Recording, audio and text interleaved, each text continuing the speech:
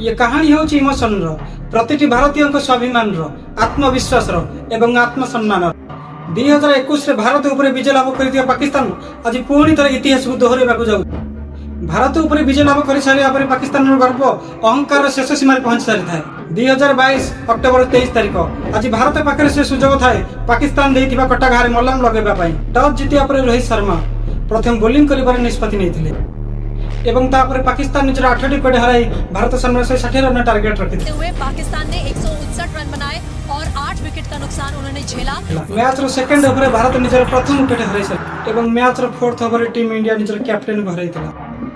Pakistan देइथिबा 168 score पे भारत पई 200 score बराबर हो जाय थाए। भारत रो एमिति खराब परिस्थिति को संभाळा पई जेतळे विराट कोहली बारंबार प्रयास करथांती ठीक सेति बेले सप्तम ओवर प्रथम बॉल रे अक्षर पटेल के एमिति रन आउट होइजिबा टीम इंडिया पे मुंडबिंदार कारण हो जायतिला। विराट कोहली को छडा पाकिस्तान बॉलर्स को स्पिन को सामना करिया पे सेतळे केही भी प्रस्तुत न। कोटी कोटी भारतीय स्वप्न आशा विश्वास और स्वाभिमान एबे दाव ऊपर लागि सारी।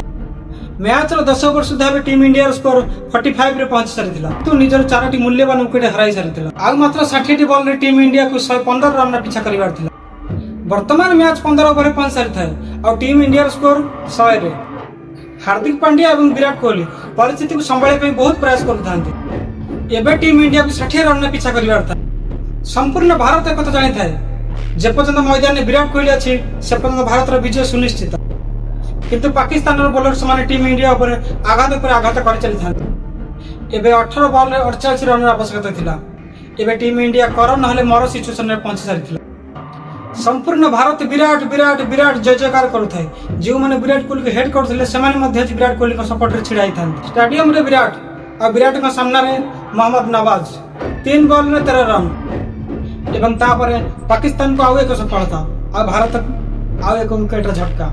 मैच रो लास्ट ओवर तृतीय बॉल छक्का मारी विराट कोहली कोटी कोटी भारतीय मनर आशा को पुणी थे जगाई देती। एबे टीम इंडिया को मैच जीतवा को हेले 1 रन आवश्यकता थिला और सामने थिले रविचंद्र अश्विन से 1 रन 4 रन बदलाई देथिले और पाकिस्तान के हाथ विजय रंग को छड़ी आनी कोटी कोटी भारतीय मन हृदय बळी देथिले और संपूर्ण भारत से रंग रंगीन हो जाइथिला।